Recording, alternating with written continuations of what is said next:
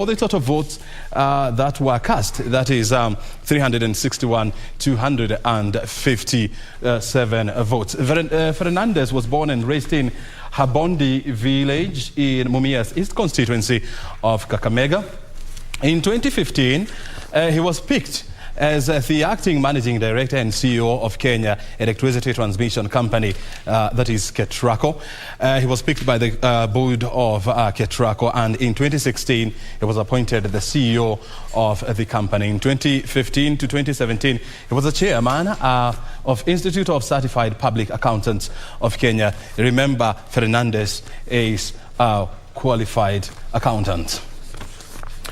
He's also a fellow of Chartered Professional Accountants, that is FCPA, and that's why he has the title FCPA Fernandes Barasa. And he served as a treasury manager and later head of factories account at Kenya Tea Development Agency Limited.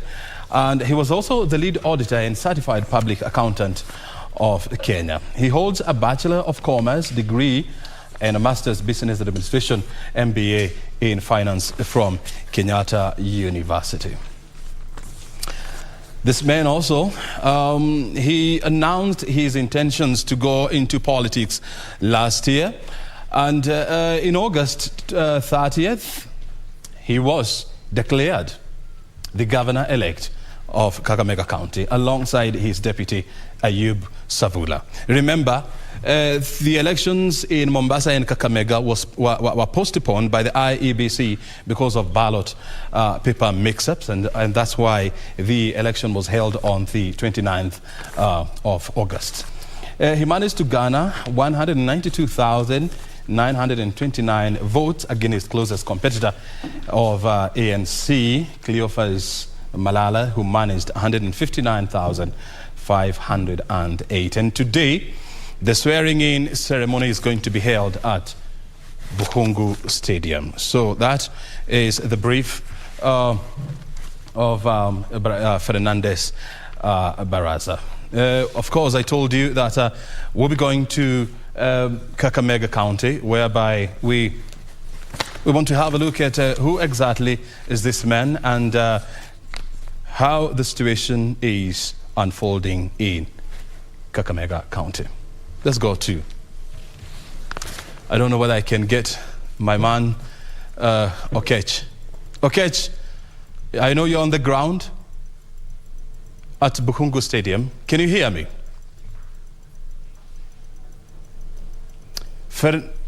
Wycliffe Okech is our correspondent in Kakamega, or Western Kenya. He's on the screen now, and he's about to give us an update from Kakamega. Wycliffe, can you hear me? I'm trying to locate him on the screen.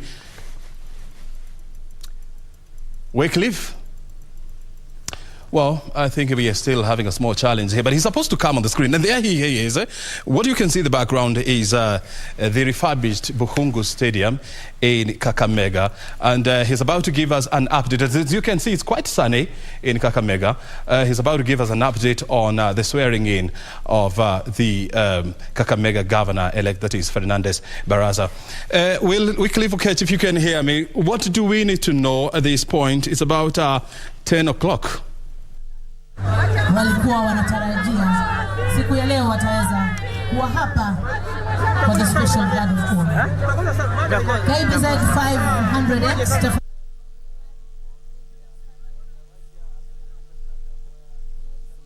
Of the swearing in of the governor-elect, that is Fernandes Barasa, alongside his deputy Ayub Savula, will be taking place. And right now, what is happening at this Bukhungu Stadium is just the arrival of various guests as well as residents of Kakamega County, and a bit of entertainment. As you can hear from the background here, this is a group. I can't really determine which group it is, but various groups have been presenting some entertainment pieces here since morning here, and that is what has been going on since morning for the larger part of this morning here as we wait for the guests to arrive. And as my colleague Christine behind the camera is showing you on the screens here, is that the various leaders continue to stream in here, as well as residents of Kakamega County, just to witness this auspicious occasion where the outgoing governor Wycliffe Oparanya will be handing over the mantle of leadership to his successor Fernandes Barasa.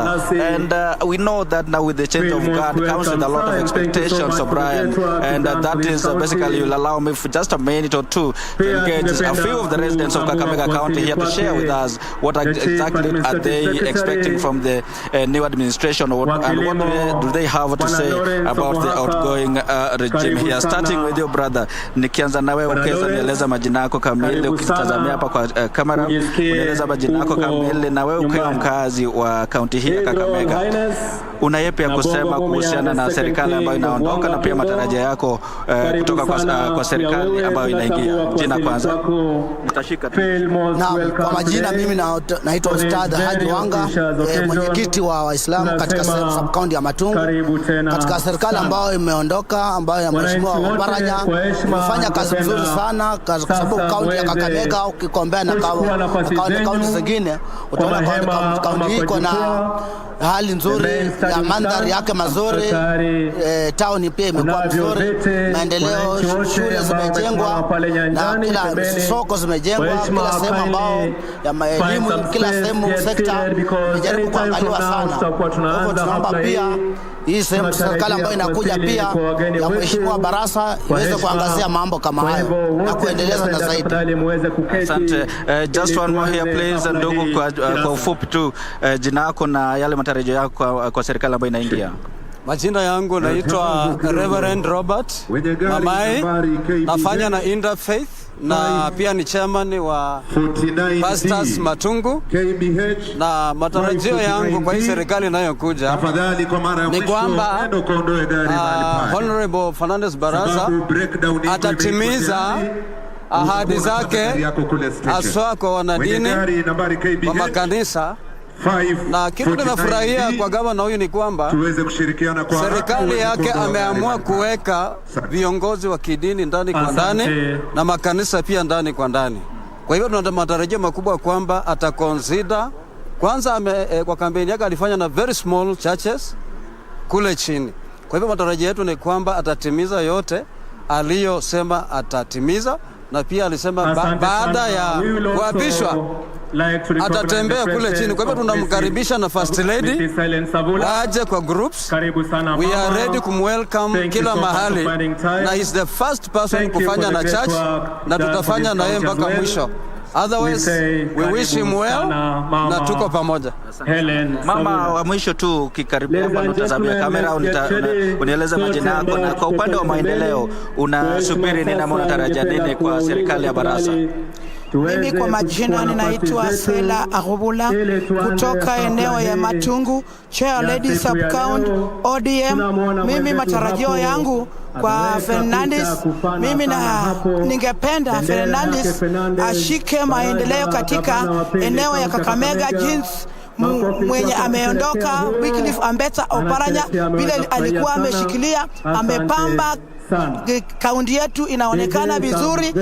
Alikuwa mtu mwenye alikuwa amependa wa mama ni maendeleo na elimu. Ningependa Fernandes vile anakuja aeneze ile governor mwenye ametoka alikuwa anafanya, na pali ilibakia amalizie na endelee na Kakamega County katika amani. Kwa hivyo tena ningependa kumbuke amekujia katika chama cha ODM, atambue hiyo chama members delegates, ajue pali wako wafanyie pamoja jinsi Wycliffe Oparanya alikuwa anafanyia nao pamoja. Tunampenda sana sana vile Mungu ametupatia Fernandes Barasa. Tunajua anaenda kusimama na wamama katika Kakamega County, katika maendeleo, katika elimu, katika akumbuke pia na wamama wajane afanyie pamoja nao. Asanteni. Asante sana. O'Brien, those are some of the comments from a section of the residents here. Like you've heard, they are quite expectant. They expect so much from the incoming regime. You remember the outgoing governor, Wycliffe Oparanya, is leaving behind some shoes that Barasa will have to work harder to fill in those shoes. Remember, Wycliffe Oparanya is served even as the chairperson of the Council of Governors, even as we governed this vast county of Kakamega with almost 1.8 million people here, among them about 850 registered voters here. Kakamega County is what a vast county, so to speak. Remember, Kakamega County constitute about 12 sub-counties, and representatives from those sub-counties were also invited to this occasion. And if basically Christine can basically show behind here, you can see there is a strand. Christine, maybe if you can show behind here to show the strands, the 12 strands that has been erected here to accommodate representatives from the 12 sub-counties or the 12 constituencies that constitute Kakamega County, right from Lomakanda all down to Shinyalu constituencies here. And like I've mentioned before now, what is happening is that the guests are continue to stream in here, and the dais is already set up here, and the main dais, of course, will constitute the top leadership of the ODM party, the elected leaders, as well as especially the MPs and the senator, and also the women rep. And again, the strand behind the main dais here will accommodate the ward and village administrators, as well as the members of the county assemblies. But for the ordinary Kenyans, the ordinary residents of this county will get a seat at the strands that Christine is showing you on the screens here. Well, by the law, we know that the commissioning of the oath that will be presided over by Lady Justice Dora Chepkwony, being assisted with Magistrate Linus Kasana, that ceremony is expected to be conducted between 10 and 2 a.m. And by the program we have been able to see is that by 10:15 the guests will be expected to have arrived and seated for that occasion. And by the time that will happen, we will be live and give our viewers a clear view of that. O'Brien, Kimani, back to you.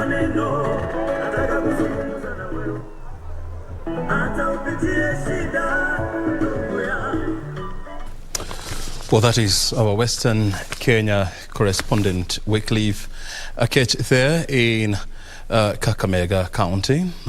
As you can see, he's live from Bukhungu Stadium, where the swearing in of Governor-elect Fernandes Barasa and his deputy, Bwana Savula, is expected to continue or to take place between now and 12 o'clock. That is Wycliffe Akech. And so you can be guaranteed that Wycliffe will be touching base with you later on.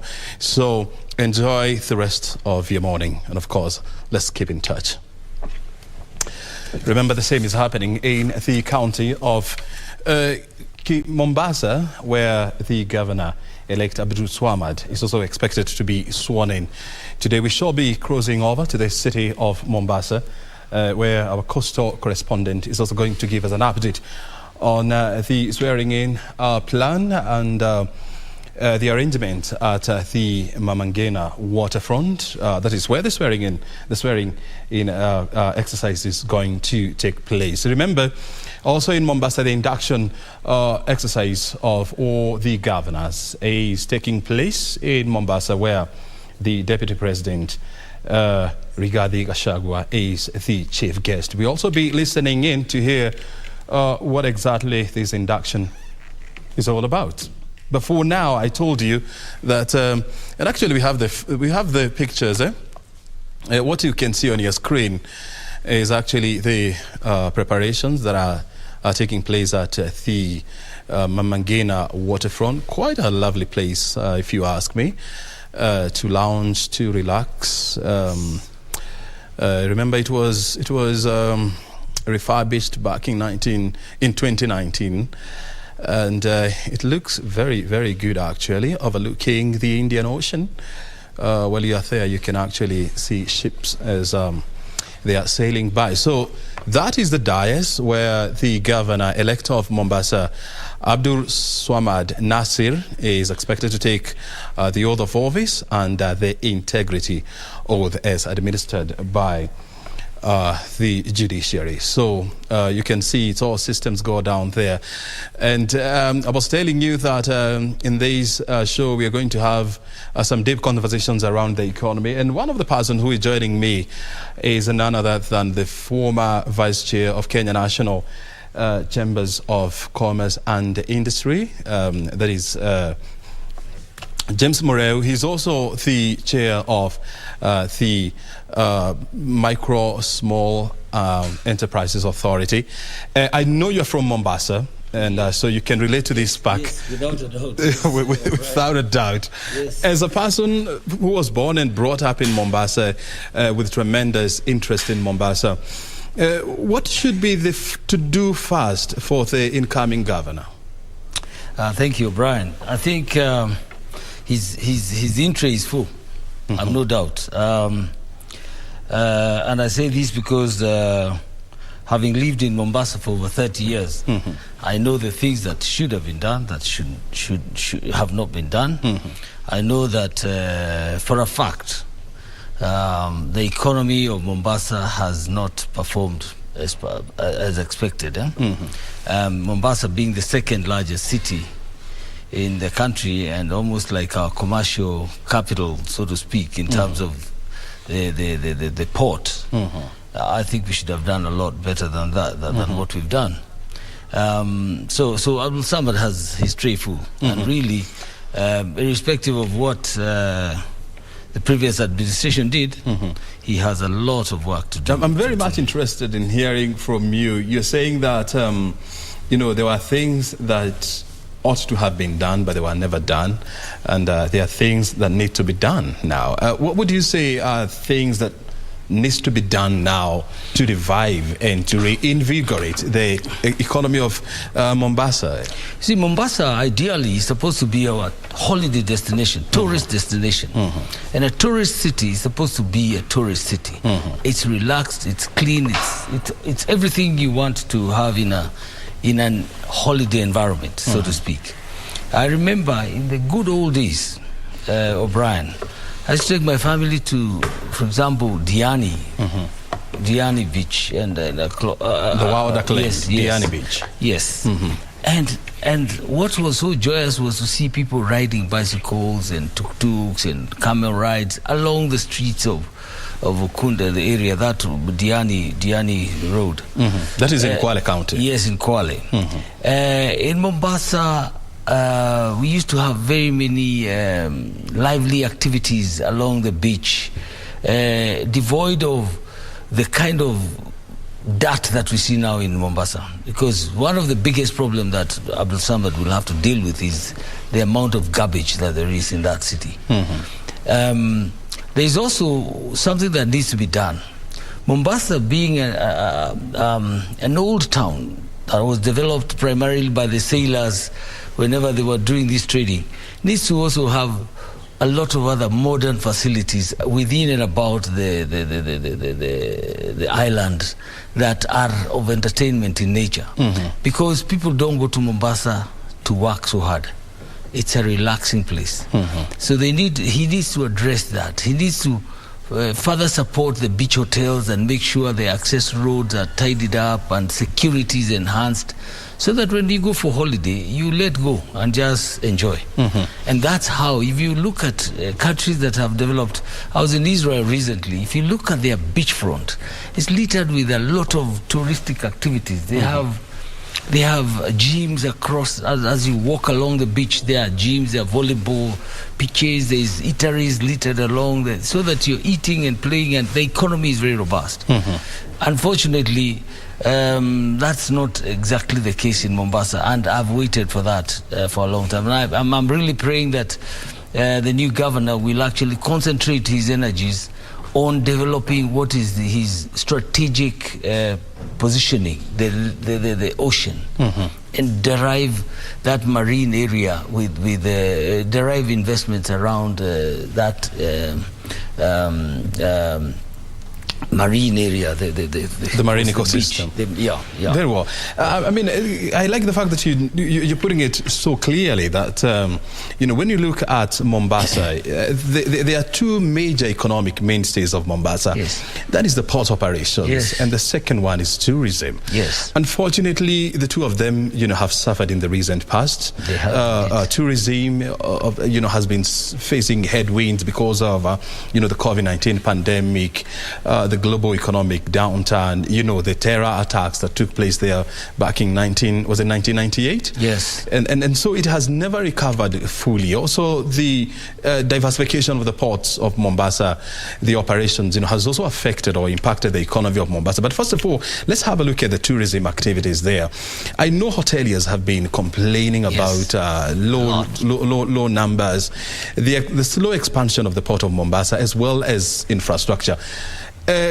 What do you believe needs to be done to revive the tourism industry at the coast? I mentioned one of the things that you really need as a tourist destination is to create social enterprise around the beach, and really just allow people to do business along the beach and create enabling atmosphere. Security is paramount. And then you see, O'Brien, again, in my younger days in Mombasa, there used to be a lot of cruise ships docking and naval ships docking, and the whole town used to be alive when a big ship drops in 6,000 to 10,000 sailors, and they invade the all eateries everywhere. They were all over the place. It used to be like a festival every month when a big ship docks, whether it's the American naval ships or the Indian or whatever, Chinese ships used to dock there. And that used to then fill up all the hotels. All the eateries are full, all the entertainment areas are full, and people used to make money. But over time, I think either insecurity and then lack of developing new infrastructures. I mean, if you remember the days of Florida, for example, people used to flock Florida by the beach and really just enjoy an evening of entertainment, and that used to bring money. The sailors, the tourists, the sailors used to dock there and go to all the nightclubs there and spend money. And that meant the economy was very robust. Over time, that has faded off. Whether it's because of the insecurity that arose from the terrorist attacks and then all these travel advisories, that is something that we ought to quickly change. And if I were the governor of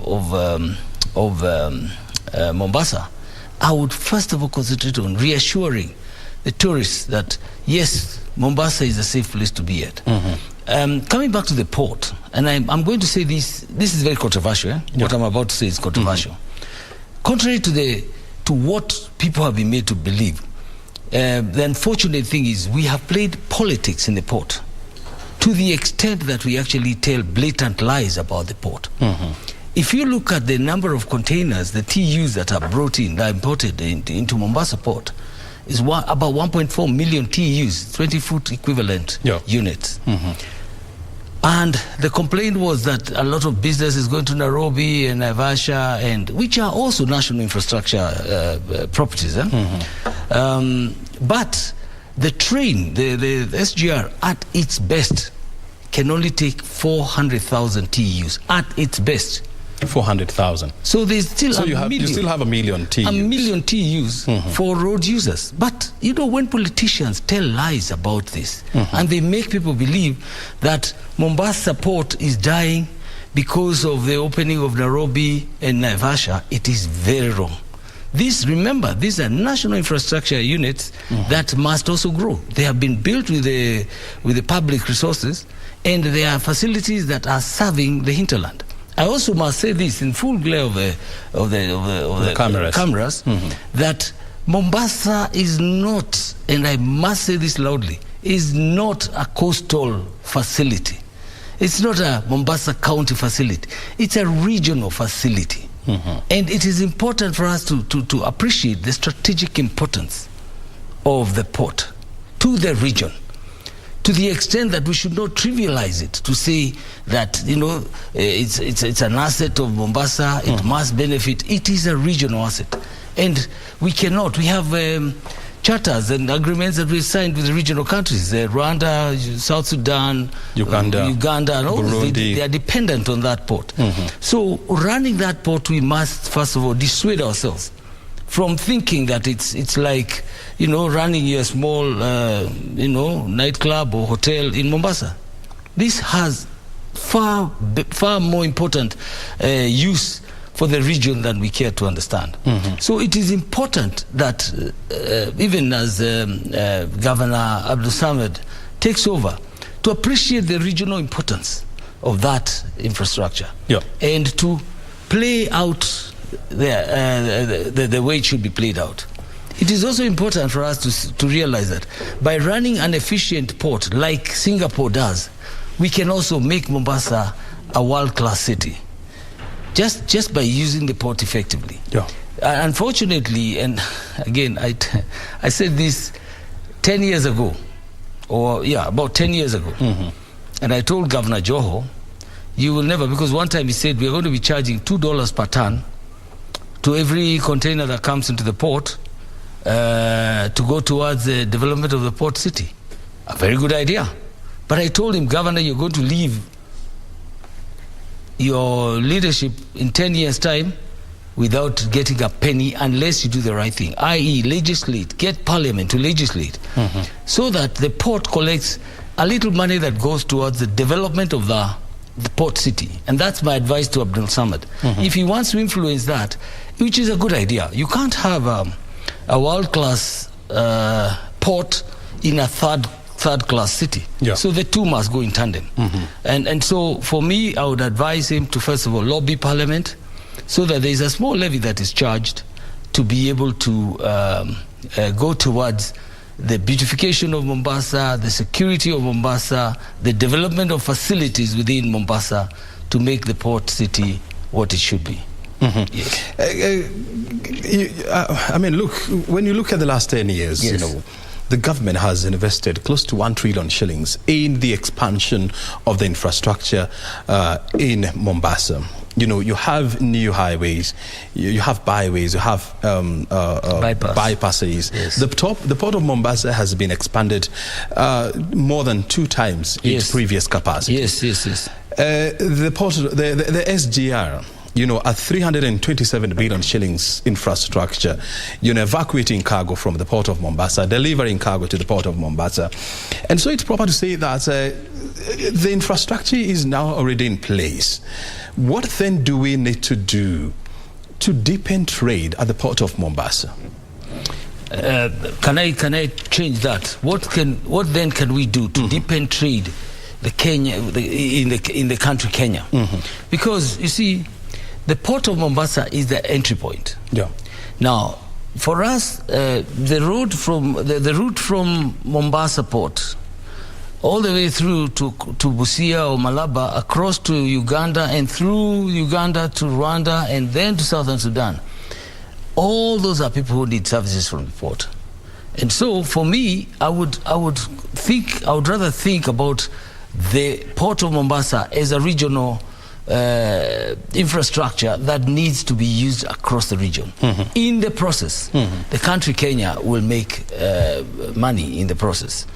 But if you look at the competitiveness of, say, Port of Dar es Salaam or Djibouti, which is up north, we are running into headwinds. And by the way, it's a free port, eh? Yes. They are creating a free port there. If we are not careful, we risk even completely losing the port of Mombasa to these other ports that are being ran more strategically and with a clear regional agenda.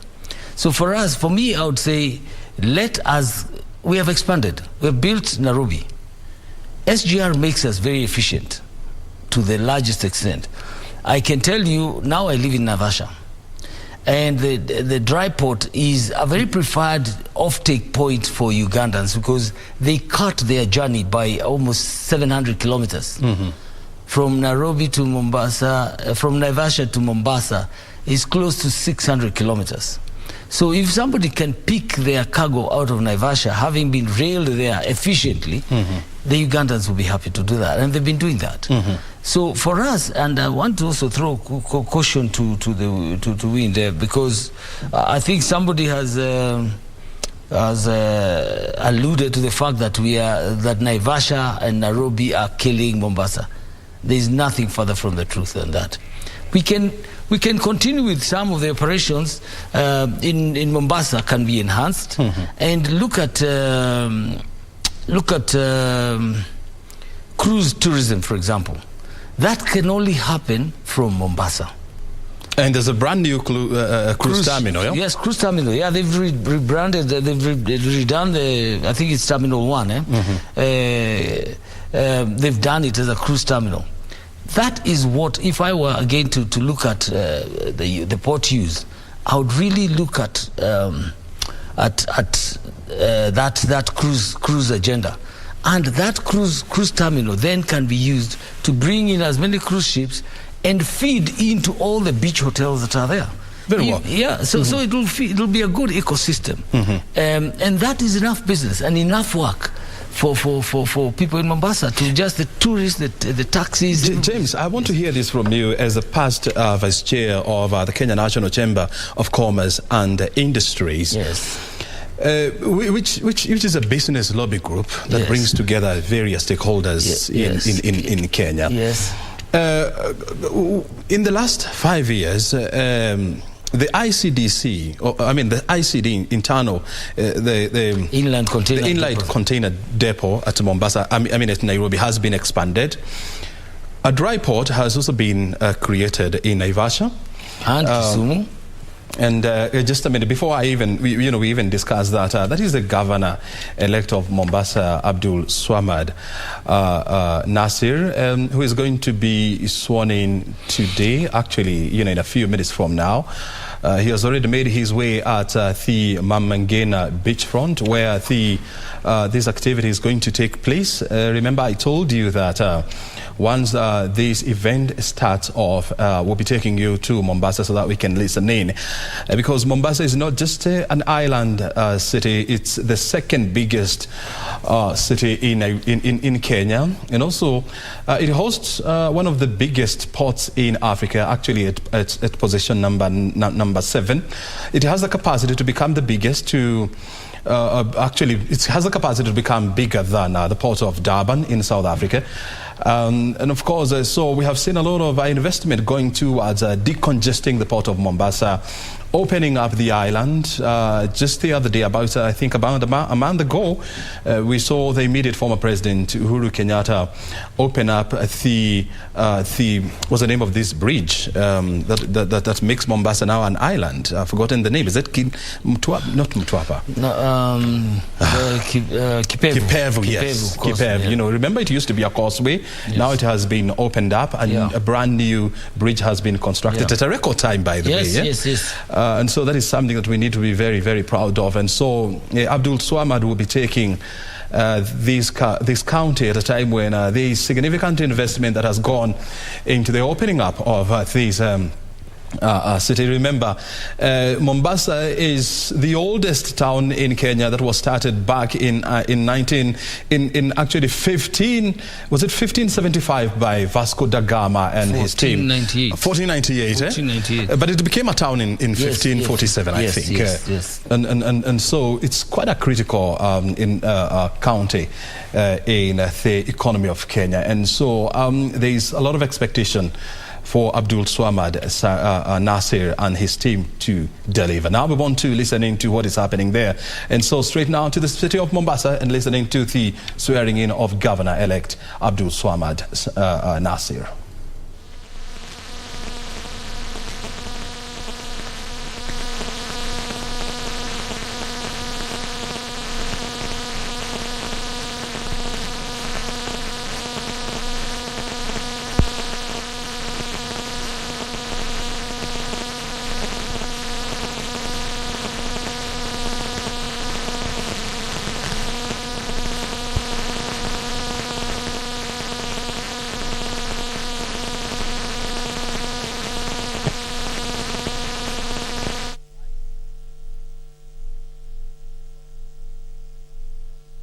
There, but the person that you are seeing on your screen is the immediate or outgoing governor of Mombasa, that is Hassan Joho. He has served for the last 10 years, since 2013.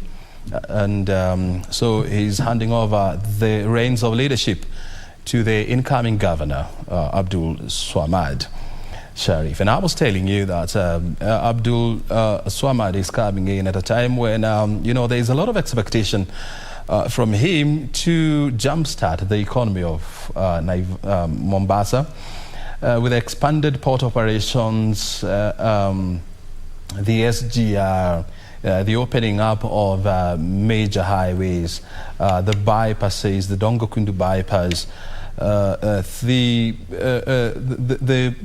phase 2 of Dongokundu bypass, that is the opening up of the Mutenza bridge that connects the north coast and south coast. So this is going to really open up the county of Mombasa and, of course, help create more businesses. And we are here with James Mureu. He's the chair of the Micro, Small and Medium Enterprises Authority. He's also the immediate former chair of the Kenya National Chambers of Commerce and Industry. He has diverse investment in Mombasa, and so he knows a thing or two about Mombasa. We are here to discuss not only the issues around Mombasa, but of course the speech by President William Ruto on Tuesday around the economy. So we want to listen in now. I believe that the audio has been sorted, and now let's listen in, and then we shall be back here with more conversation. Aipe Ishma bendera ya kaunti ya Mombasa.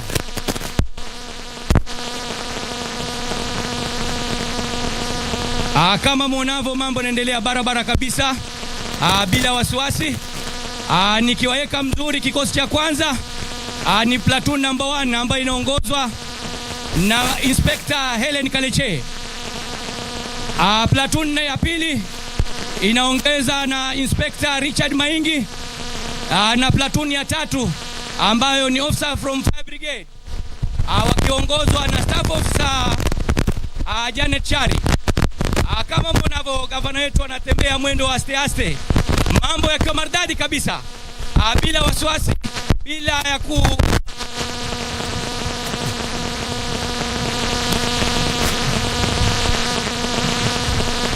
amemaliza kukagua gwaride.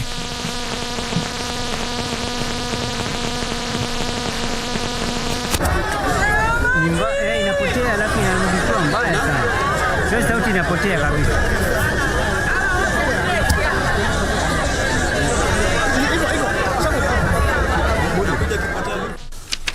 Well, those are the events taking place at the Mamangena beach front, where the swearing in of Governor-elect, that is Abdul Swamad Nasir, is expected to take place.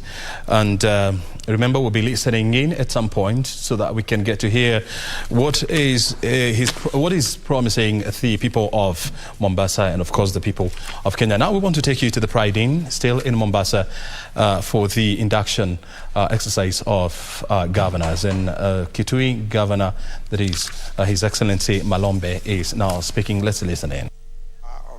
Of functions, where they decided to release all of them, except a few. And there we were.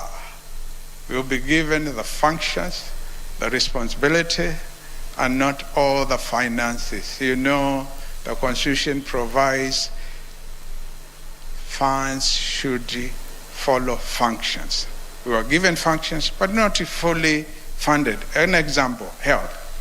Health, we were given almost 80% of health responsibilities, but the bulk of the money, almost 60%, was being left with the national government. Yet, in terms of functions, they had only the referral hospitals. Kenyatta National Hospital, Mathari, the mental hospital there, and then Moi Referral Hospital. But they had 60%. Most of the health professionals and staff, particularly doctors, they were used to working around Nairobi, they did not want to relocate in the rural counties. And there we were. We have functions. Wananchi are expecting services. They are being told functions imepatiwa governor. Usually they don't even say county governments. Imepatiwa governor, governor apatie services. And if you look even today, one area where a lot of money goes in our budget is in health. And if we look even today, one area which will give us a lot of headaches is health provision. Because you find when disbursements are delayed, drugs are not there.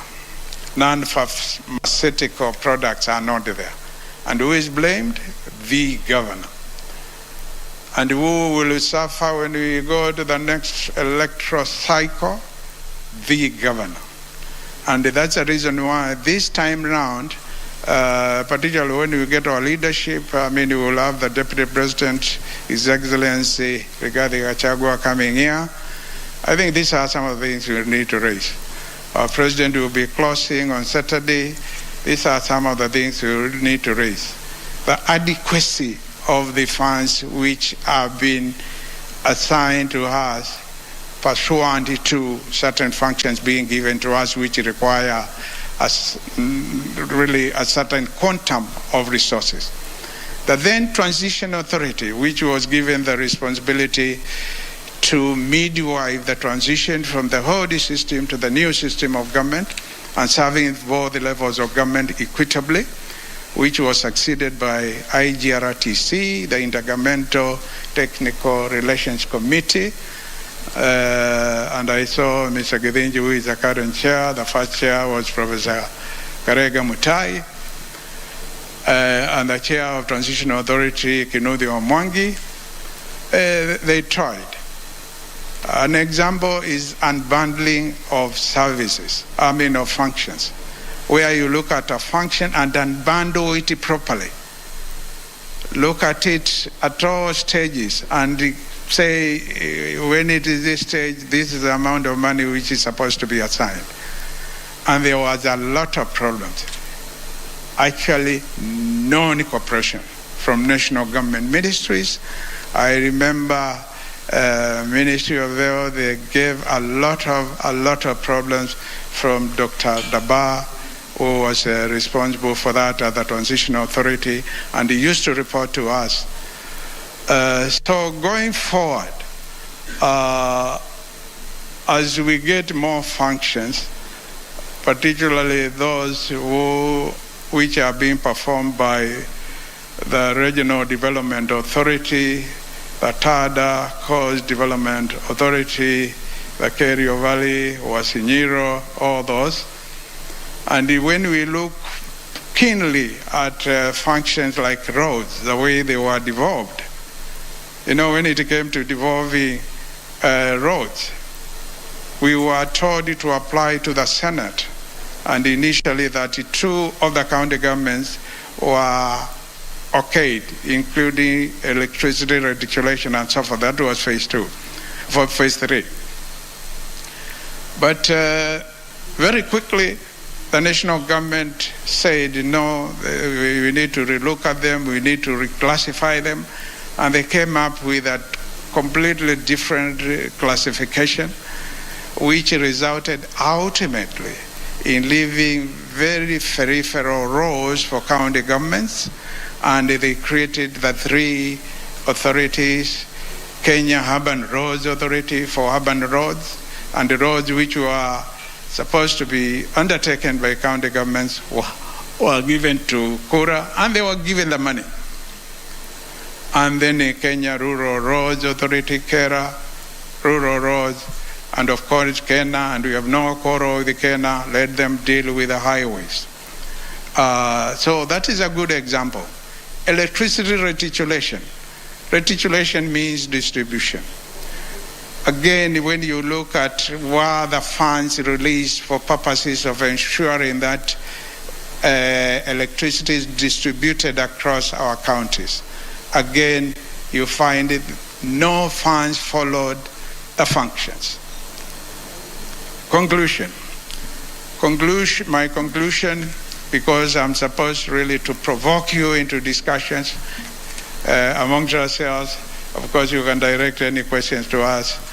We are very hopeful that the remaining functions are going to be released to us, and the money will follow. Because when it is only functions which are released to us, na mwananchi huko chini anatuuliza sisi. In fact, it's better not to have the so-called function released if the money will not follow. So those of us who will be in the leadership of COG,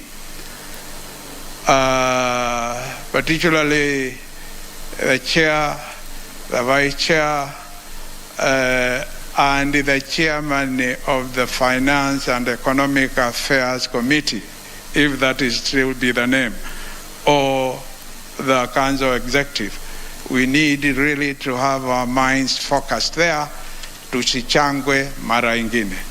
Na kwa hayo, asanteni sana kwa kunisikiliza. Thank you very much. In Pride in Shanzu, in Mombasa, where the induction of governors is taking place. The Deputy President, Rigathi Gachagua, is expected to grace this event, and the man who has just spoken is the governor for Kitui, Dr. Julius Malombe. We'll be listening in at some point so that we can get to understand what is happening there at that induction exercise. We're back here in studio. We continue with our conversation today. We want to look at the issues that were raised by President William Ruto during his swearing in on Tuesday.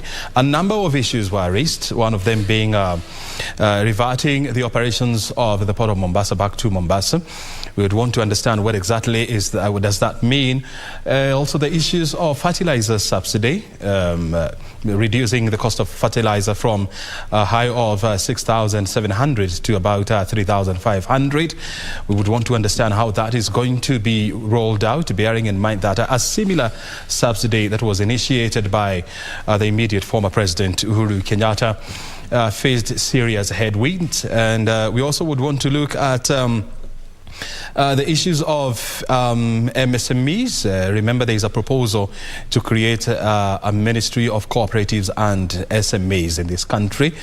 We want to find out what this is likely to do to the MSME ecosystem in this country. There are also issues of around the Credit Reference Bureau when it comes to the listing of loan defaulters. The President talked about realigning regulations around listing of defaulters, among many other issues. We've been continuing with this conversation, and of course remember the swearing in of the two governors elect, that is the governor of Mombasa, Abdul Swamad Nasir, and the governor-elect of Kakamega, Fernandes Barasa. The two events are underway, and so we shall be crisscrossing between the three cities to listen in.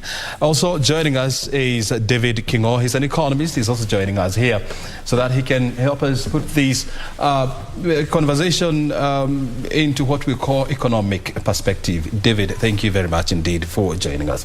I want to start with you, and I want to pick up from where we left. I mean, look at the Port of Mombasa.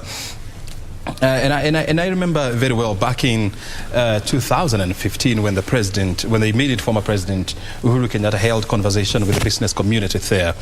There was a lot of noise that was coming from the business community as well from the from regional leaders like Rwanda and South Sudan as well as Uganda, that the clearance of goods was taking too long at the Port of Mombasa.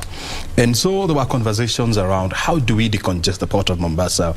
Do we do it through expansion? Do we do it through diversification of other products?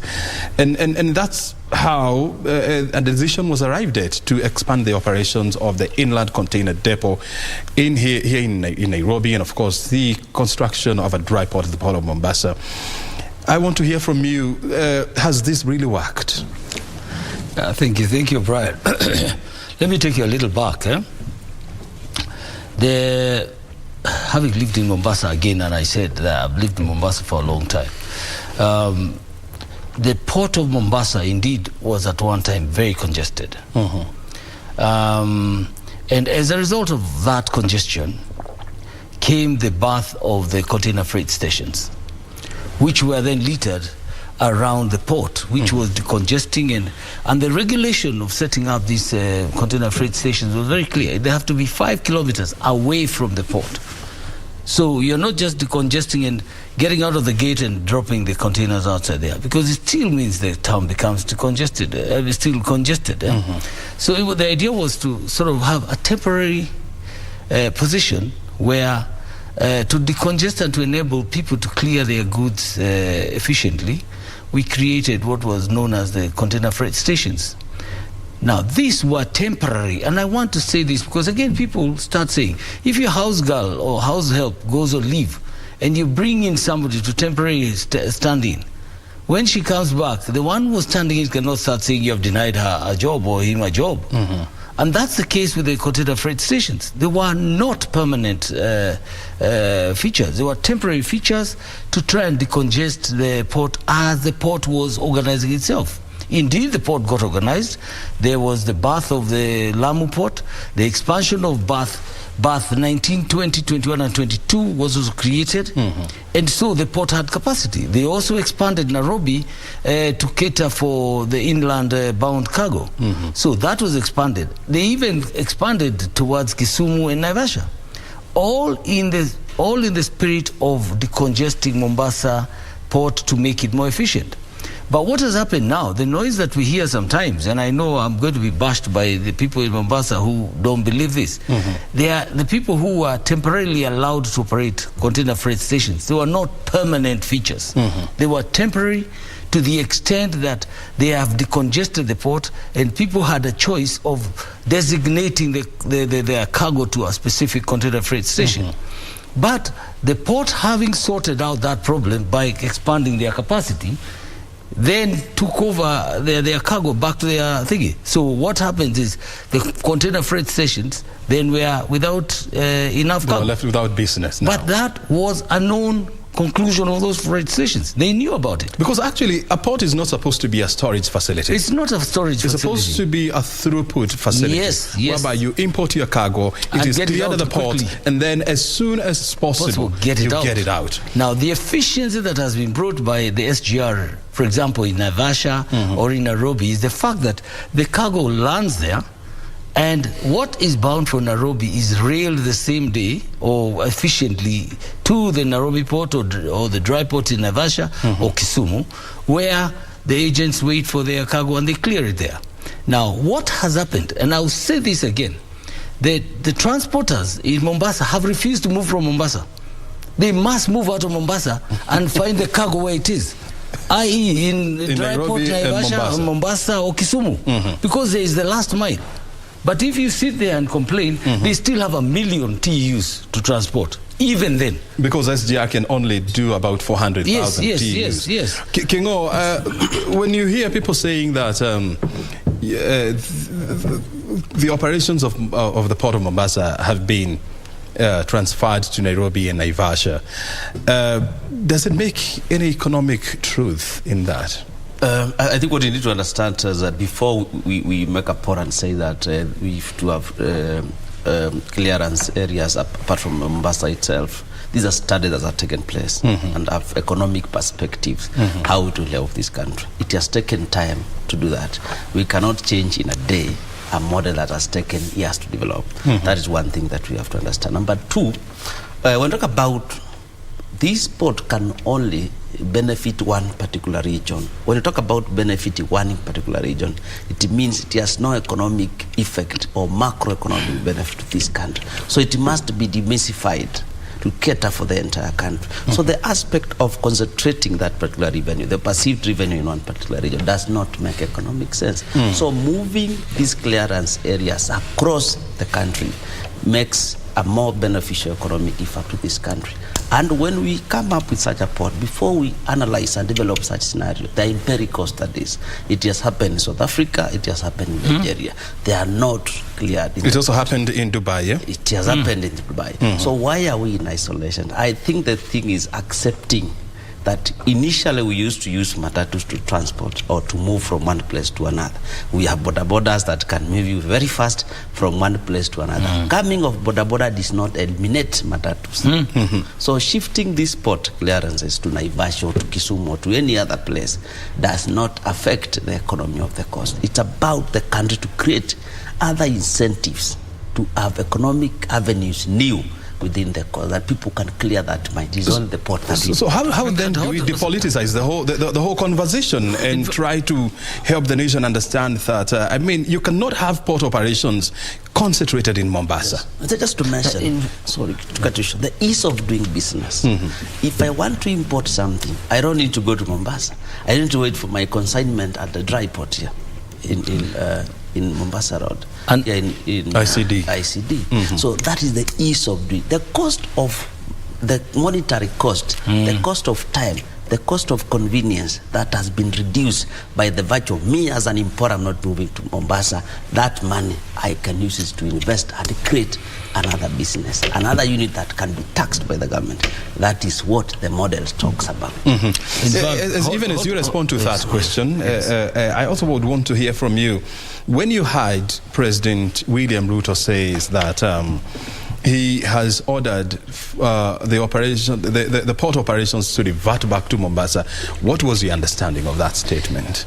Okay, I'll tell you, but let me just rejoin what Kengo has said. And really, the truth about the situation we are faced with is, for example, if you look at Naivasha, and I'll quote Naivasha because I'm very familiar with what's going on there.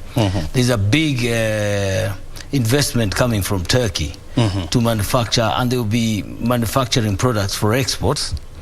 And if my memory serves me right, they will be generating about 600 containers a day of manufactured products.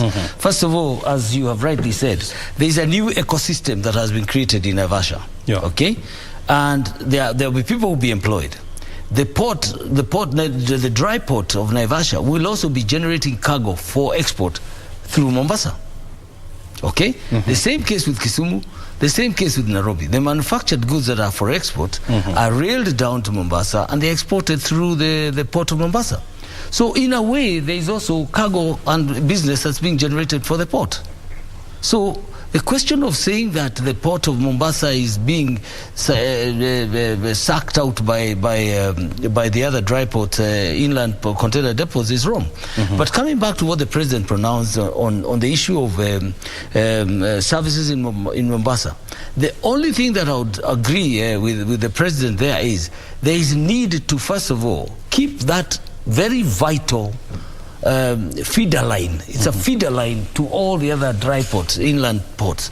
It must be kept efficiently running, and as much as possible keep the services operating in Mombasa without dropping that, because the operationalization of Kenya Ports Authority, for example, is largely dependent on the business that happens in the port. Okay? Now, therefore, we must keep enough business in Mombasa to make sure that hand that feeds the rest of the dry ports does not itself die. All right? So for me, the understanding was, let's not overemphasize or concentrate too much effort on the external ports without remembering the feeder line is in Mombasa. And along with that is what I had said earlier on.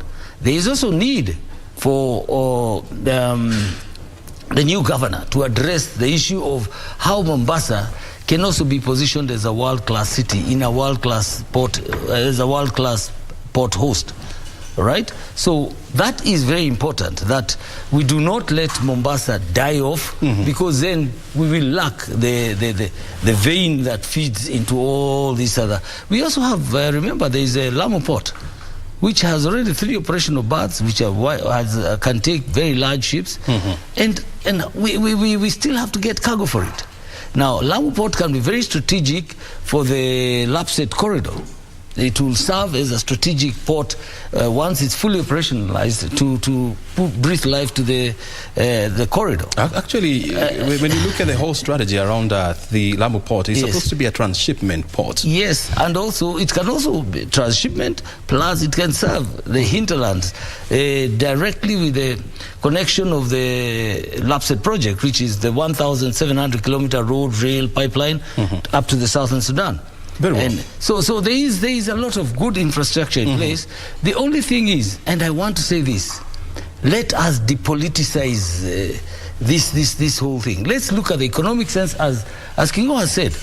This is for the whole country to benefit and for the whole region. The whole region. It's important that we look at it as a regional asset. And the most unfortunate thing is that, I mean, if you see, the port of Mombasa is facing major competition that has not been seen before. Precisely. Look, we were talking about the Djibouti port, which is being developed as a free port by the port of Dubai. Yes, which has a major financial muscle. Yes. Look, the port of Dar es Salaam is under expansion. Serious one. Serious, a big one, by the way. Yes. And also there are other ports, the ports of Beira in Mozambique. They're also coming up. True. And so if you're not very keen about what we are doing around the port of Mombasa, we are likely to lose the cherry. True. And so the question is, what do we need to do, Kingo, to retain the port of Mombasa as a strategic port, not only for Kenya, but for the region, but at the same time develop other what you would call other linked facilities, like the inland container depot here in Nairobi, the port of Kisumu, the dry port in Mombasa, and of course the Lamu port. I think the issue that was first being sorted was about congestion and ease of clearing your cargo. So people could bring in their containers, but almost they are getting lost in the whole clearance process. Now, moving the clearance from that particular port creates efficiency and effectiveness, and that is what East African community looked at in Mombasa port, and it was being gained. The SDR was to make sure we can have container move directly from the port to Uganda, to whichever country that we're trying to connect. All that particular aspect got to add value to the Mombasa port. Now going back to the drawing board, we take the clearance back to Mombasa. So we didn't have to start from square one. What were we trying to solve? Did we solve it? So the efficiency that is in the port, the efficiency that was created by creating other clearance points is what makes the Mombasa port a pillar in the East African community. So taking back to cargo there, we're going to create congestion. And remember, the number of containers in the national transaction and importation program that has happened has increased. So we expect more congestion compared to what used to be there before we made this particular solution. Very well. And I like the question that you're asking, but before that, I'll be coming back to James, because I also know that you want to throw in a word or two. But what you're seeing is now the governor-elect of Kakamega County, FCPA, Fernandes, Barasa, in this is actually... No, that's Oparanya. Oh, this is Oparanya. Let me put my glasses on. Yeah, that is the outgoing governor, actually. Sorry, I didn't have my glasses on. That is the outgoing governor of Kakamega, Wycliffe Oparanya, inspecting a guard of honor mounted by the county officers there.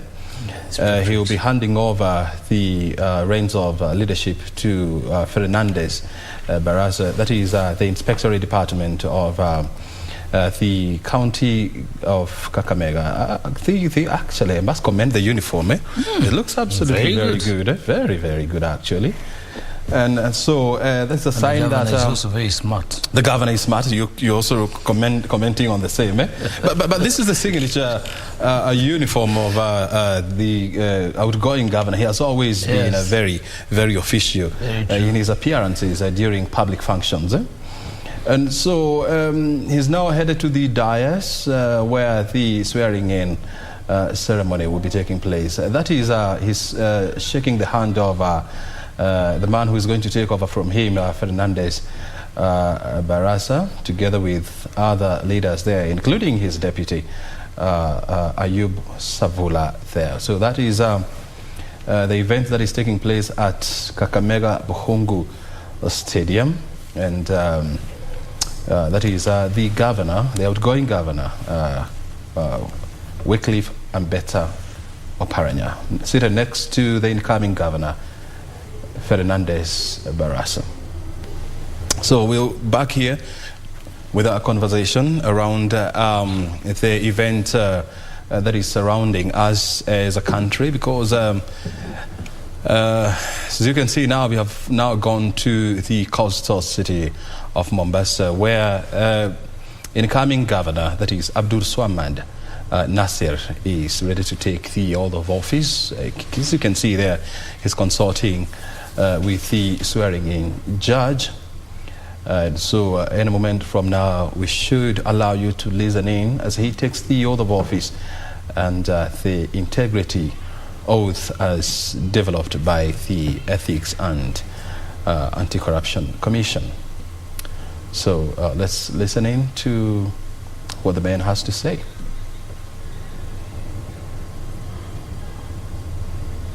And I must also comment that he's looking very, very outstanding.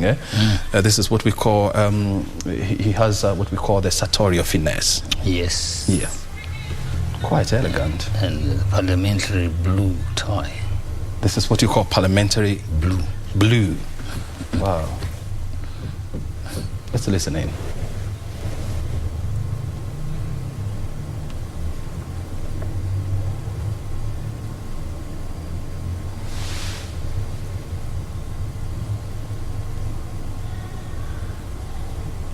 Listening in, it lost us. The people and the Republic of Kenya County, that I shall diligently discharge my functions in the said office, and that I will do justice to all in accordance with the Constitution and the laws of Kenya, without fear, favor, affection, or ill will. So help me God.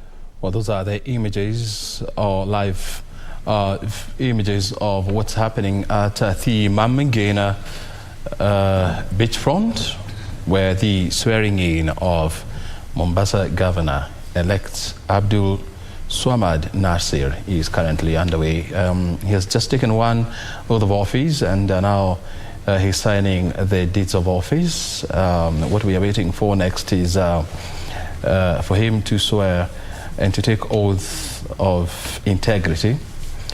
which has been developed by the Ethics and Anti-Corruption Commission.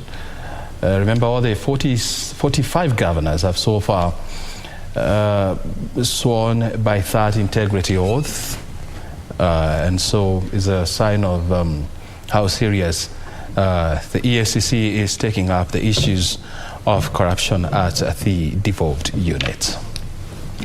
So we are live from Mombasa, and we're also going to be live from Kakamega, where the swearing in of Governor-elect Fernandes Barasa is also expected to take place anytime between now and 12 o'clock. And we're in the studio with David Kingo, an economist, as well as James Mureu, the chairman of Micro Small Enterprises Authority. So, Kingo, we were having this conversation with James as to what would be the expectations of the people of Mombasa on the new governor. What would you say? But before, let's first of all listen in, and then you're going to respond to that question. Or appointed a state officer to sign and commit to the leadership and integrity code that is prescribed under the Act. The signing of this integrity code signifies a commitment and a pledge by the officer that he shall discharge his duties to the public in a manner that respects the requirements of Chapter 6 of the Constitution, and that he shall proactively prevent corruption. On behalf of the Ethics and Anti-Corruption Commission, therefore, I request the governor to proceed and commit to the leadership and the integrity code.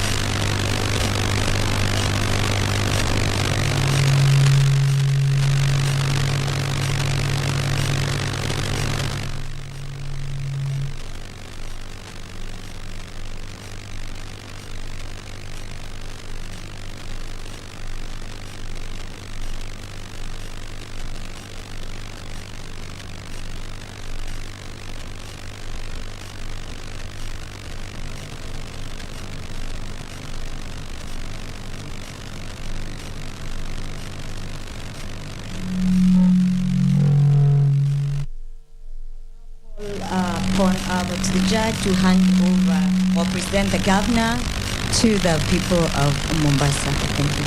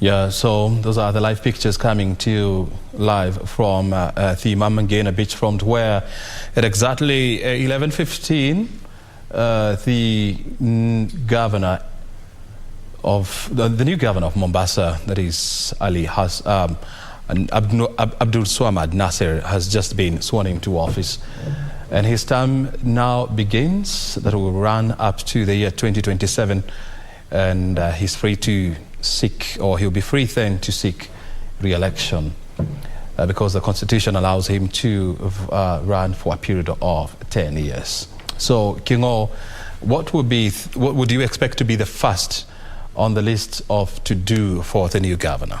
I think the first conversation basically will be about the ports, taking back Mombasa to be the first conversation. But for me, what I look at is that Mombasa not only a port or clearing center, it is also a tourism hub. So we need to look at that and really invest in that. We look about Africa. Mombasa port is ranked around 3 or 4 after Richard Bay and Port Durban. And those ports have been able to commercialize themselves in terms of even industrialization. Actually, we are number 5. Yes, industrialization and tourism. So the governor should look at that. The composition of his management team must be inclined towards tourism. That's where the money is. That's what gives Mombasa an image that is international. Yes, can we agree that we have the port, but we have tourism? Let us see which one picks better, which one sells this country better. How we revive tourists that are dropped in Mombasa to see how much can we earn from those tourists. What image can those tourists give this country? So the image of this country is centralized at the Mombasa port. That is the first phase of this country. So if he focuses on that, then come 5 years, we'll not be talking about the port. We'll have other sectors of the economy that they can fight for. Yes. And isn't that sorry, O'Brien? Yes. Isn't that what I'd said? In fact, we're not together. Yes. Before you came in, that's precisely what I said. Let's stop looking for a rabbit when we have a whole elephant here to consume. We must look at the bigger picture. It's a port city. We should look at the marine parks and develop them. We should look at the beachfront and develop tourism so that it's the go-to place. You find countries like Nigeria, their beach is nothing to write home about, but they talk about it. They have developed it. They have, so we must actually appreciate that we have an asset here by way of the beach and the port. And the two can complement each other, and we stop crying about. And also other critical assets, like the port of, like the Fort Jesus, which is a historical fort by all means. And so this is a kind of conversation that we are having here, quality conversation on how we can move this country forward. On the left of your screen is now Bukungu Stadium, where the swearing in of the governor-elect for Kakamega County, that is FCPA, Fernandes Barasa, is currently underway, and so we now want to listen in and we'll pick it up from here. You are called upon to administer all the voice to the governor-elect. Now, ladies and gentlemen, and the great people of Kakamega County, I wish to introduce to you Honorable Fernandes Odinga Barasa, the governor-elect, and sir, I wish to call upon you to please come in front, together with the incoming First Lady, Professor Janet Kasiri Barasa, the County Attorney, Honorable Vivian Baka, kindly take a position in front. I will also take this opportunity to invite my lady, Justice Ekwan, to also take her position so that we can begin the ceremony. Thank you.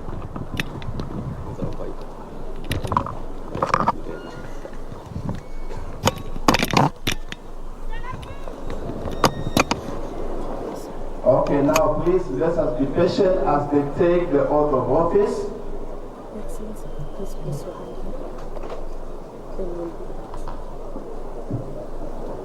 I, Honorable Fernandes Odinga Barasa, do swear that I shall always truly and diligently serve the people and the Republic of Kenya in the office of the Governor of Kakamega County, that I shall diligently discharge my duties and perform my functions in the said office, and that I will do justice to all in accordance with the Constitution and the laws of Kenya, without fear, favor, affection, or ill will. So help me God. Thank you very much. The next one.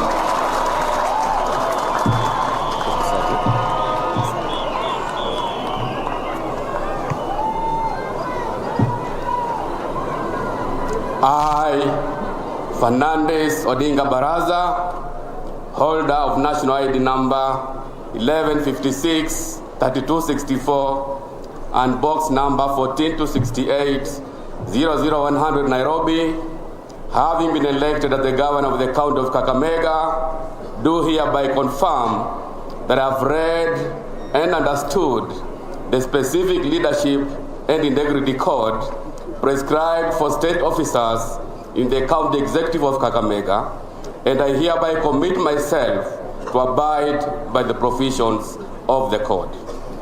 Thank you very much, Your Excellency. Move to the left to sign, Your Excellency. Now, I request Your Excellency to step aside so that you can sign the relevant documents.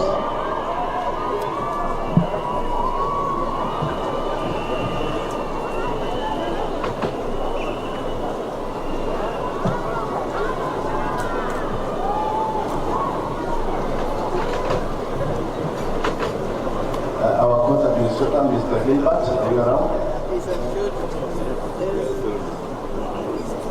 Just come in front.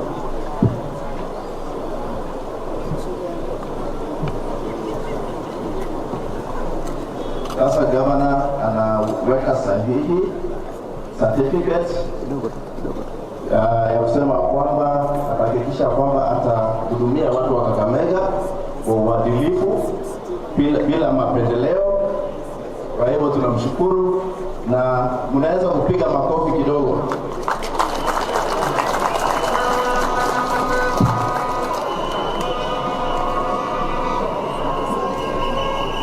Jambo tu ambalo ningependa kuongeza ni kwamba sisi kama judiciary tunahakikisha kwamba sheria inafuatwa na governor anafaa kuheshimu katiba na sheria za Kenya.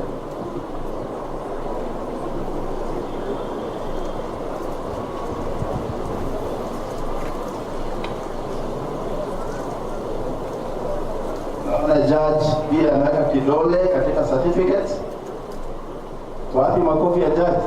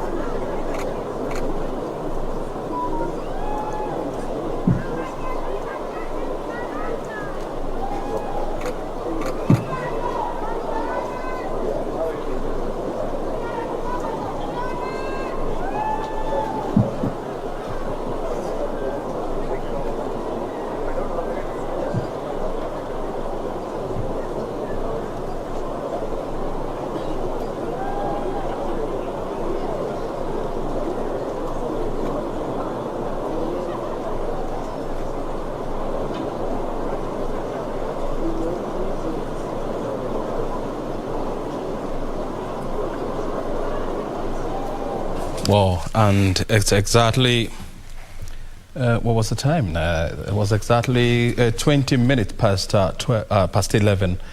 The governor of Kakamega, FCPA, Fernandes Barasa, was sworn into the office and now is in the process of signing the oath of office documents.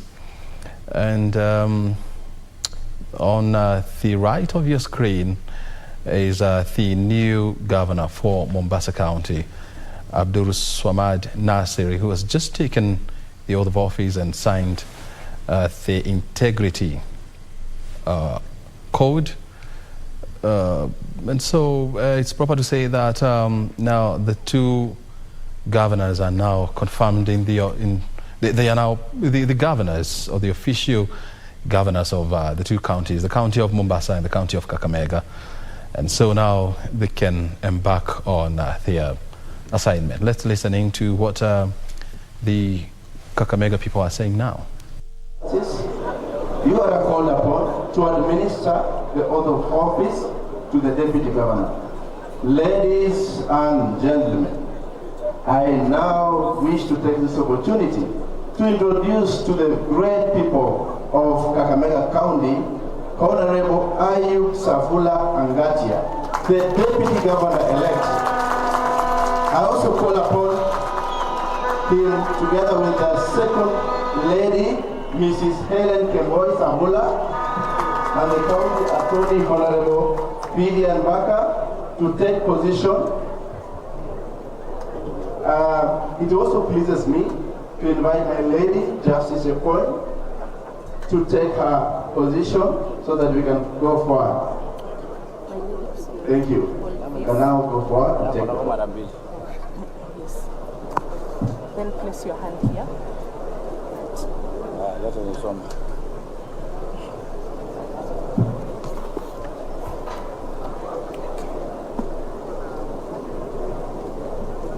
I, Honorable Ayub Savula Ngatia, son of a pastor, swear that I shall always, truly and diligently serve the people and the Republic of Kenya in the office of the Deputy Governor of Kakamega County. That I shall diligently discharge my duties and perform my function in the said office, and that I will do justice to all in accordance with the Constitution and the laws of Kenya without fear, favor, affection, or ill will. So help me God. Nyasaya uninde.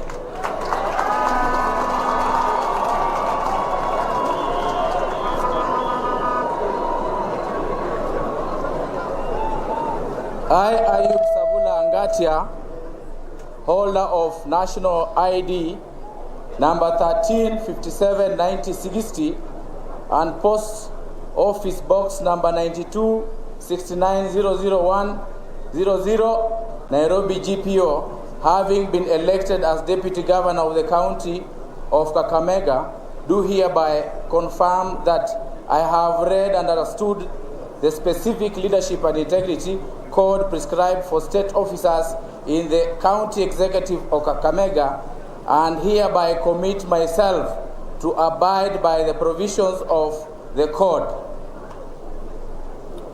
Thank you, Your Excellency. We move to the next section. Thank you very much, Your Excellency, the Deputy Governor.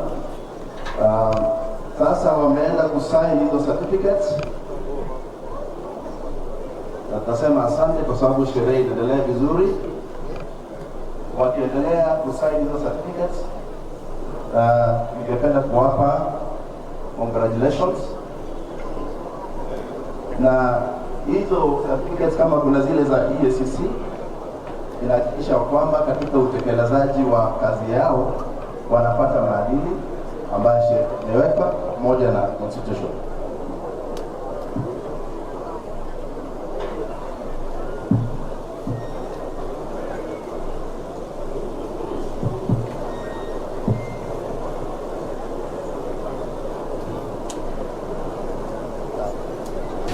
Well, those are the events happening in both Mombasa and Kakamega counties, where the new county administration has just taken office. On the right of your screen is Mombasa County, where the new governor, Abdul Swamad Nasiri, is now going through a photo op.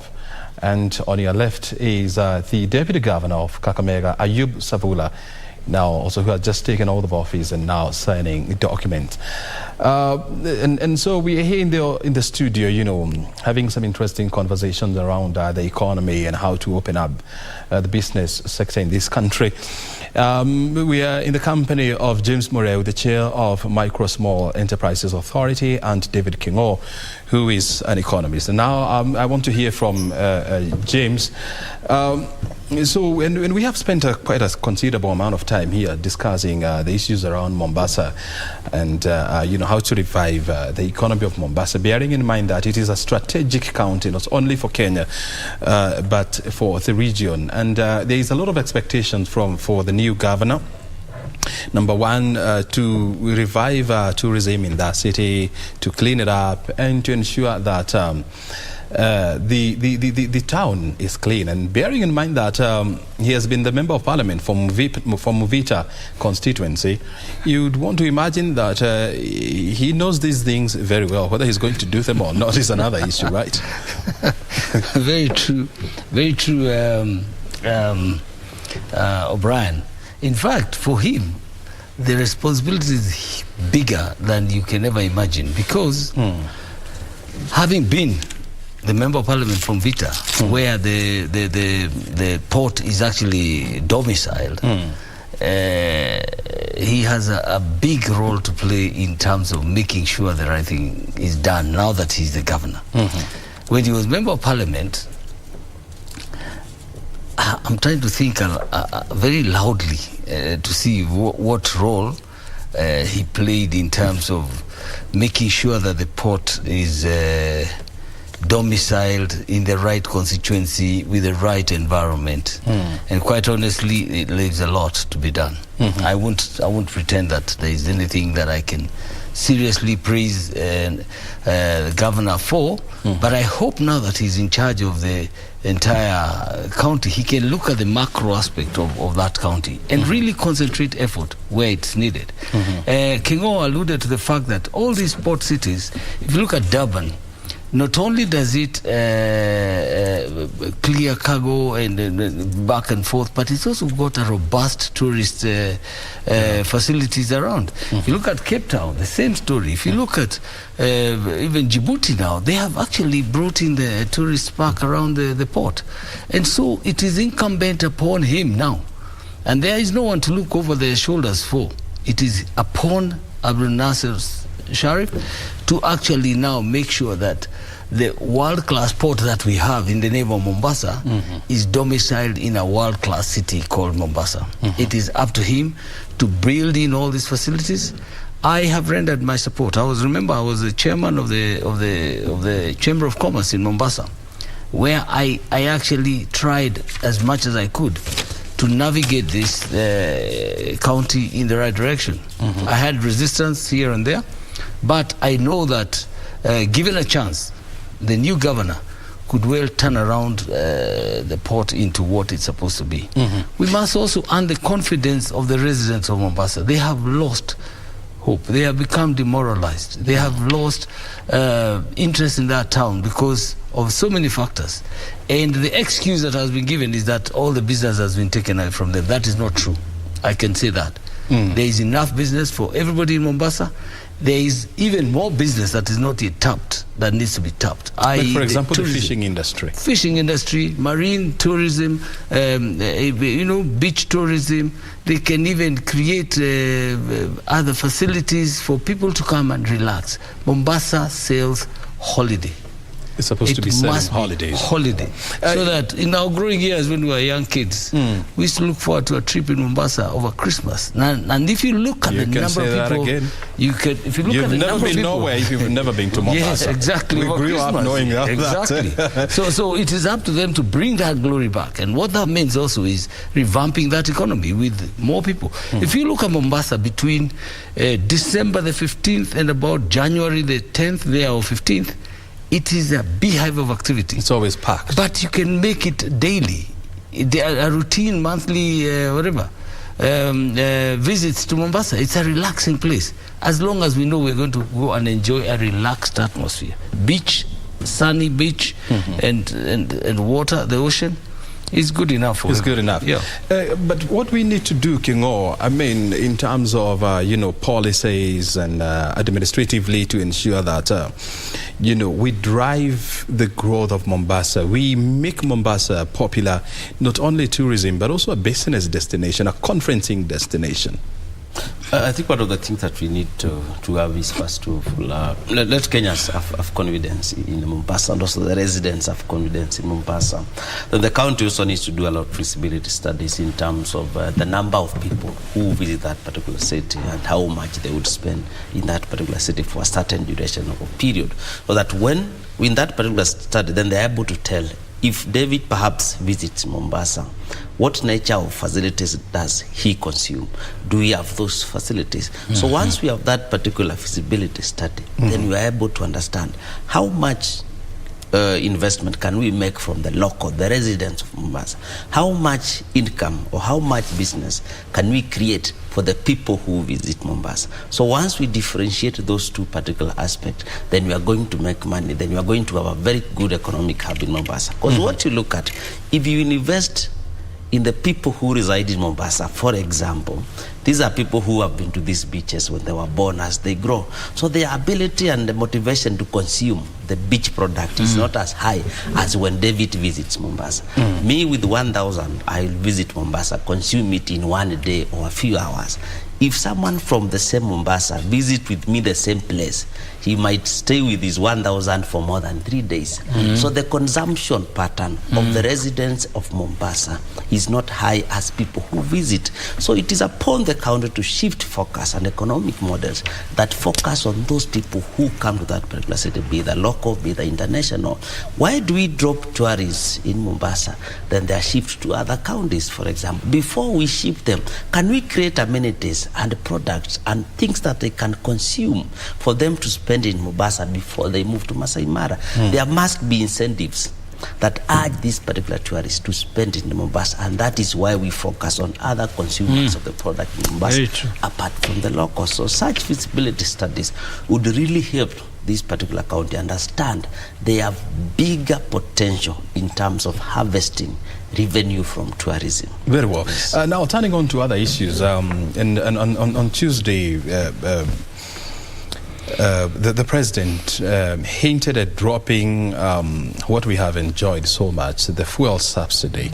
And last night we saw fuel prices, for example, a liter of super petrol going up by 20 shillings, diesel 25 shillings here in Nairobi, 24 shillings for kerosene. What will be the impact of these adjustment in prices, King O? Of course, the adjustments have been positive. I mean, negative in terms of prices have increased, of course. Even if they increased by 10, they have increased. So, but basically what I would say is that, and I usually refer to these models, things don't happen on the click of a button. The way these figures change, these are economic interaction, these are market forces, which are interaction. There is government hand, there is marketer's hand. So it takes time for that price to be there. It came from around 60-something shillings up to around 159 shillings as we speak, or rather 170. That is a process. So the impact is going to be this. Any commodity that we consume in this country has a subset cost of transport.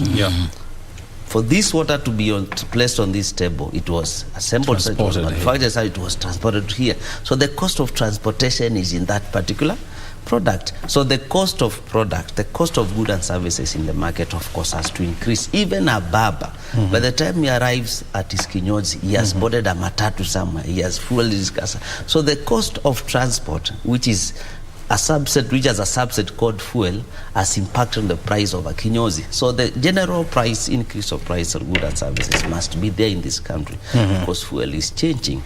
So of course it is going to have a big impact. We might even subsidize other product. We will have other issues that we want to say. We can reduce the cost of living in specific aspects, but the underlying factor that is creating this cost to increase perhaps is fuel.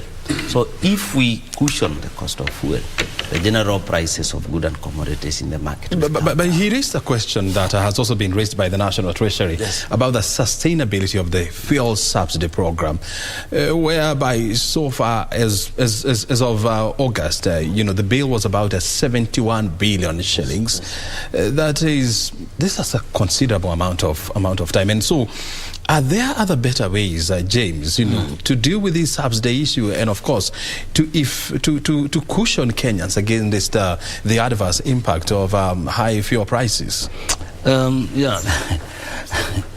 You know, that's a very, very difficult situation that unfortunately President William Ruto got himself into, in terms of the fact that he was inaugurated on the 13th of September, and on the 14th, which is the following day, there's a fuel levy review, and unfortunately, again, he probably alluded to the fact that this was coming. However, I want to say this. There's a saying that no pain, no gain. And yes, there will be short-term pain in terms of this hiked fuel prices. But given that the president has only been in office for 2 days, I can tell you there's something he's figuring out. There's something he's figuring out. But unfortunately, he got in, and the following day, this is what was happening. It was just the due date for this increase. And actually, it's a double whammy, because you know, the same day, the EPRA, the Energy and Petroleum Regulatory Authority, also made a U-turn and increased the cost of electricity by about 15.7%, whereby now with 1,000 shillings used to buy you about 45 units. Now it's going to buy you about 39.2 units. Well, that's what I'm saying. That is inevitable. But what I want to say is, and I'm very sure about this, it's not something that the president is happy to go through, in terms of the fact that immediately he's taken over, this is happening. But I can tell you, he has a plan. He has a plan. And you know that for sure. I am very sure, because I know, yes, and I know there is he empathizes with the pain that the country will have to bear with for the time being. But I think in the long run, he is going to figure out whether it means, because he has also to balance between not taxing at all and not being able to pay salaries and bringing back strikes and what have you, and being basically unable to run the economy, or allow this short-term pain as we then look at how to revamp the entire economy and start generating enough resources to be able to cushion this. The other thing that we must sound off the powers that be is the tax component on this fuel. And I think that's where probably the president hasn't had the time to really review that, but I'm sure in due course he will, because there's a huge component of tax in every liter of fuel that we take. Now, whether he can do without that tax collection in the short term is a big question. The long run, I am very sure, will be able to, and I'm sure he's figured it out in the Hustler Fund, where he's going to be enabling about 15 million Kenyans who sit at the bottom of the pyramid to be able to access funding, to be able to build their businesses, so that they can, apart from having now the financial inclusion model where they are brought into that financial services, they are also going to be included in another area where once they are enabled to run their businesses, then they can pay taxes. Right now, a lot of people are putting pressure on this economy because they're dependent on it, and the 14 million people may not necessarily be directly contributing to what they also ask for as services. So I am sure 2 days is a very short time, and unfortunately he was just caught in this crossfire where he has to figure out how to deal with this. I want to request and implore Kenyans to just be a bit patient with the new administration. As they settle in, I'm sure they have the welfare of this country at heart, and we shall be seeing a lot of good things up ahead.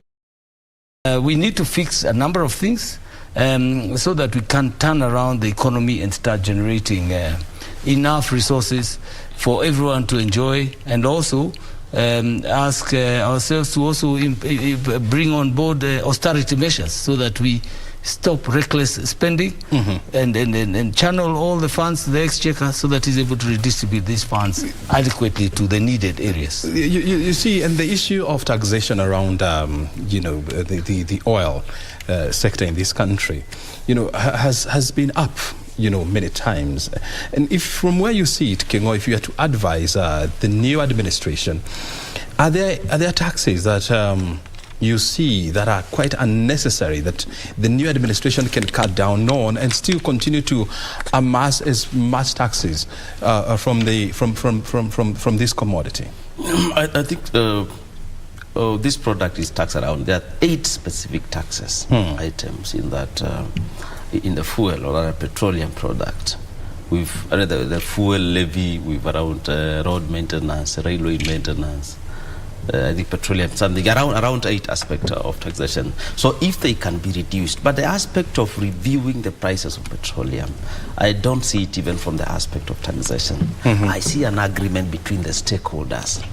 We are the oil marketers in this country. We give you oil. We can agree to give you oil in the next 15 years. What agreements can we have that we cushion the economy? I also want to look at historically any country that the fuel prices have increased and they have ended up coming down. I'm still waiting to see that. Because what naturally happens, if the cost of living goes up, the country might not be able to reduce the specific cost of living down. It increases or it empowers the economy of that particular country.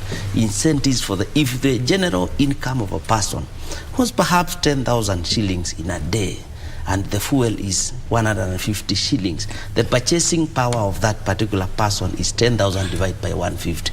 If the fuel goes to 200, the purchasing power of that person is reduced. So the government now creates incentives, making sure the economy is growing very fast, so that the income of this specific person can be able to match 200, because the 200 will not come down. Kingo, are you trying to say that we shall never enjoy fuel at 100 bob?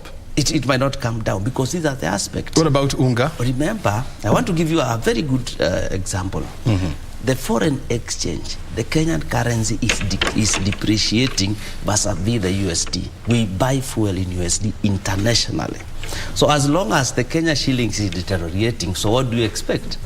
The cost of fuel is keep going higher. So it's upon the government now to grow the economy perhaps to a 2-digit. I've seen Mr. Chairman showing me that Kenya taxes around 62 bob in every petroleum that we import. That is petrol and diesel around 51 shillings. So that is the tax aspect. But where is this tax going? If this tax is going to create incentives for this country to grow, then why worry? Because if the general income of a person is 10,000, it's going to be 15,000. So 15,000 at a price of 200 of petroleum, the net effect is 0. The economy has been able to grow. But I'm not seeing a situation where the fuel is from 170 coming back to 100. I want to see an empirical framework where a country has experienced that, because there are so many stakeholders. Then to mention some just out of that, Mr. Chairman talked about the Hustlers Fund that is going to cushion perhaps the local people and in terms of create business for them and borrow and perhaps improve their economic status. So if this person had a 0 income, now through the Hustlers Fund, he has 10,000 income through a business or that he has created. He is able to purchase fuel as 200. That's how the economy balances. But and I like also the fact that you have brought in the issue of the Hustlers Fund. Yes. Well, we get to get a a clear framework on how the Hustlers Fund is going to work. But many a times we forget that we have the Youth Fund. Can I also mention? We have the Women Fund. Then have we forgotten about upscaling, the business entrepreneurship of our people? Because I can give you 20,000 shillings, but if I do not train you on how to do business, then 3 months, 4 months down the line, you are likely to come back to me with a begging bowl again. Let me mention something. The past regime had a program that is called Credit Guarantee Scheme, whereby the so-called Mamamboga and Bodaboda and everybody else could approach a commercial bank. I want to borrow 50,000. So in this 50,000, your interest is around 15%. So the bank tells you then, we will give you at 8%, because the difference is taken care of by the credit guarantee scheme by the government. So they are able to give you money that you are accountable, you are going to return. So where you are going to invest, you will be prudent until that business gives you a revenue. Given on the other side, where we go and get money from the government directly, where the government is not pushing or there are no frameworks to push for repayment, that money may end up getting to lost. So the credit guarantee scheme is a framework that is meant to ensure there is civic consciousness and there is moral persuasion of the borrower to go invest and pay back this money. So I want really to understand what the Hustlers Fund would replace. Also to mention, remember we have the Equalization Fund that talks about, apart from the 15% that we give to the county government, so there are those counties that are marginalized in some aspect. And the aspect to determine marginalization, one parameter is poverty level. Understand? So poverty level will go in tandem with unemployment. So these areas where there is no unemployment, can we increase their share of Equalization Fund? Are we not literally pushing money to the public? Are we not literally pushing money to enhance economic development in those areas that are left behind? So in that particular, as you increase, you help these people have an extra income and they will be able to buy your fuel at 200 bob when you have already taxed to go and generate or to go and build an extent of the railway gauge line. So in short, what you are saying that, what we need to do is to create a consumption economy, whereby people, they have the money to spend, and in the process, you spur what we call economic growth. I want to hear from you, James, because you're the chair of MSME Authority. A lot of people, or what you'd call the hustlers in this country, they are expecting to see a situation whereby now the government is going to create a fund whereby you can just get into any bank, you're given your 20,000 shillings, your 50,000 shillings as a hustler. I do not know how you define a hustler, first of all. And then you go singing hallelujah, you start a business. Is this likely to happen? Of course not. Of course not, O'Brien. How is it going to happen? I mean, if you ask me, there's a lot of work around. Right now, there's a lot of work going on in terms of building the mechanism of ensuring the Hustler Fund works. But let me just go back a little and say this. We alluded to the fact that we have all these funds that have come up, have been there, the Women Fund, the Youth Fund, the Wezo Fund. All these funds have been there, indeed, and I have no doubt about that. But how they have been operationalized is what is the begging question. What was the expected end result? And has that been achieved? And my answer is a strong no. In my opinion, and I hope I'll be able to give my input in this whole full development of this Hustler Fund narrative, is I would expect the Hustler Fund to fly below the normal banking and the microfinancing and go directly to the 14-15 million targeted group, with a view of spurring economic activity at that level. Okay? And once that happens, the natural expectation is that they start generating an income for themselves. All right? When a person has generated an income, it is much easier now to tell them to be, when you say there is that will be covering the financial inclusion aspect. Okay? Now, then you need to go to the other side. Now, to those that much has been given, much is also expected. And there is a trade-off.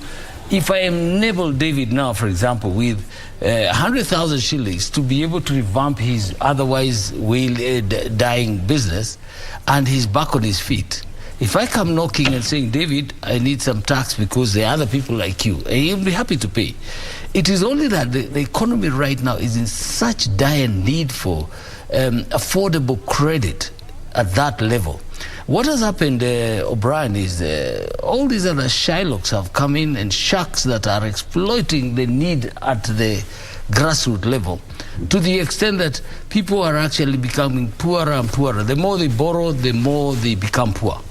To the extent that if I didn't borrow today, I'll be better off. If I borrow 10,000 shillings and consume it, they are coming for my neck and my house and everything I own in my life. So it is a question of that. What I would like to see in the Hustler Fund development is also, coupled with that, is some capacity building of that bottom of the scale people, where we build their capacities before we release the resources to them. And this is where you come in as an authority. That is where we sit. And we have that facilitation ability and extension, because we are also in every constituency in this country, not just county. We are in every constituency. We have actually developed what we call the constituency industry development centers in 177 constituencies right now. These are centers where we set up common use facilities to enable the Juakali or any other of those low-end operators to improve the products that they produce to the market. And that way we have touched them directly. We have centers of excellence where we train people in certain skills and teach them how to be compliant with whether it's tax, whether it is other national requirements. We teach them and train them. Do you have you held conversation with now the new administration about actualizing the MSME fund? You remember we talked about that, yeah? We talked in the about previous engagement. I think that's my first order of business. And as soon as the president has settled in, that is where whoever is taking up treasury, I have my paperwork ready. We want to take that so that we actualize the MSC fund. If it's not going to be SME fund, MSC fund, then it's going to be the Hustlers fund. But we need resources to cascade right down to Mamamboga. That was the promise the president made to that group, and we want to keep it. We want to help him realize that promise. And we are determined as an organization, as an authority, to do whatever it is within our powers, first of all, to have the realization of that MSC fund. And what is the import of that? I'll tell you, O'Brien. If the MSC fund is activated or actualized, and we call it Hustler Fund or MSC Fund, whatever it is just a trigger to many other opportunities. There's a lot of money out there that we as an authority can actually trigger into that fund. But until it's activated, and remember that was my cry to the previous regime, let's activate this fund, leave me as your chairman to actually go around the world and look for resources. That is still doable, even at this stage. Very well. But we need that, the regulations on how to operationalize it, and we have everything. All our ducks are lined up. It's a question of asking us to release because that. I can see we are almost coming to the close of this show. I want to hear from Kingo, even as you respond to what James has said. I mean, look, in this country, we have a tendency of creating so many things. We have the Youth Fund, we have the Women Fund, we have Uwezo Fund, you have Equality Fund. Now we're in the process of creating the MSME Fund or MSC Fund. We're also talking about the Hustlers Fund. Have we done any empirical evidence to find out what has been the impact of these funds and how comes we do not get it right? I wish the president listens to this statement and the chairman is here. I'm sure if they converse, then this model will be feasible.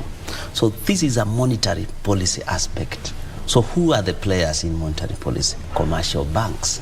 So put commercial banks in this particular space, put the MSME organization or institution in that place, put a credit guarantee scheme in that place, put investors as the fourth person or the fourth player in this particular process. So one, we need money. So we not get this money from the taxpayer. That's why we have invested. If we float papers to build a road, why don't we float papers so that we can invest in the youth, we can invest in the hustle? That is the investors. So when we come to the SME fund here, or the SME institution, this is the management arm. Then where will the money go? The money will go to the bank. The bank have ensured they have met every Kenya in this country in terms of increasing the population that is banked. Then let us have this model from the investor managed by MSME, but the money is going through the commercial banks. They will reach every person who is interested in the money. How we name it also matters. We might name this fund or give it a name that when I borrow, I not pay. But when we give it perhaps another name, then people say, this is money that I have to return to the bank. So the only thing that when I go to the bank, they look at my age, my business, how many years have I been in business, and they say, for you, we'll give you this particular loan, and go and come in groups. So this loan is perhaps 10% or 7% lower than the other rate, because the margin above is catered by the credit guarantee scheme. Then the investor will get his return. The MSME will ensure we have met as many people as possible. And I can see James wanted to say something here. Yes. Are you agreeing? I want to profusely differ with David in the sense that, you know, you can't get different results from doing the same thing over and over again. Yes. Commercial banks have failed us as a country, and I say this again, they are watching me, they have failed us because What they do, O'Brien, is they will rather give an unsecured loan to you, O'Brien, because you have a payslip, but they will not support a carpenter who manufactures furniture and has a possibility of a return. He's going to earn money from the operations that he's carrying out. And banks have lost money because of that model. It has not worked. In fact, for me, I would rather those tiers that I've mentioned, let commercial banks continue lending to those who have guarantees, who have security and all that. The microfinance comes at a lower level where they are lending to whatever. At the bottom where we are talking and where my pain point is where those who have no security, they have no certainty about what they are doing, but they need money. The manufacturer of those small tables and stools and whatever, with a little bit of injection of resources, will upgrade their businesses to the next level. And so for me, really it is about how the management of that fund is carried out. It's not so much the money. Commercial banks have failed us. They should not be anywhere near this conversation. Because we have to bring this conversation to an end. Time is not on our end. I want to give you 30 seconds each to give an economic advice to the new administration, starting with you, James. Mr. President, we have your back as Micro and Small Enterprises Authority. We have a lot of pain points that are also probably familiar to the President and to the powers that be. We need to just put our heads together. We are ready. We have documents that are ready to be looked at by the authorities, and we activate this. We know how. We are already doing a World Bank program, the KEOP, and it's reaching out so many people. So we have what it takes. As an economist. My view is just if we get an economic council, then we develop a policy paper for this government. The energy and the zeal that I've seen this administration is good. If you have a policy paper that aligns with the Vision 2030, then we are good to go. Yes. So you don't need to invent the wheel. Not at all. The policies are there. It's just implementing. And I know that the President and his team will be able to work hard enough to get these policies right. Definitely. And we are here to watch and see what kind of economic model and economic policies that the new administration is going to craft. And I'm sure when called upon, you come here and help us to break it down. Without a doubt. Gentlemen, thank you very much indeed for your time since 10 until this, now it's actually coming to afternoon. Yes, it is. Thank you for a time well spent. Asante your time sana. is highly appreciated. Thank you. And of course, Asante for your insight. Asante, Brian. James Morel is the chair of MSME Fund, MSME Authority, joining us this morning. And of course, David Kingo is an economist, helping us to put into perspective the speech of the President William Ruto on Tuesday. And of course, you have heard it from the two gentlemen. This is the kind of conversation that you get, that you can only get it right here on Kenya Broadcasting Corporation. My name is O'Brien Kimani. Remember, Tamurini is coming up next with Gladys Mongai. Until then, have yourself a good afternoon.